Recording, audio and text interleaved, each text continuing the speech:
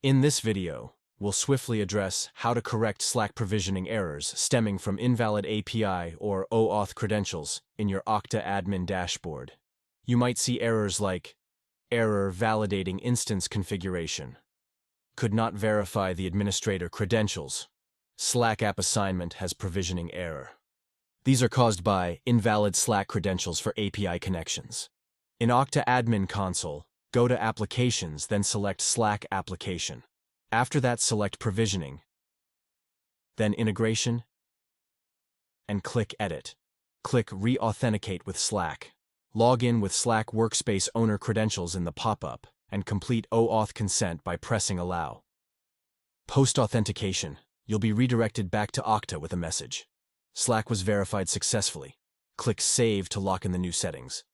In the Okta Admin Dashboard, click on Dashboard and select Tasks. Click on Application Assignments Errors. Select the box and press Retry Selected. The Slack app assignment should now be completed successfully. By following these steps, your Slack provisioning should be error-free. If you found this video helpful, please like and subscribe to us on YouTube.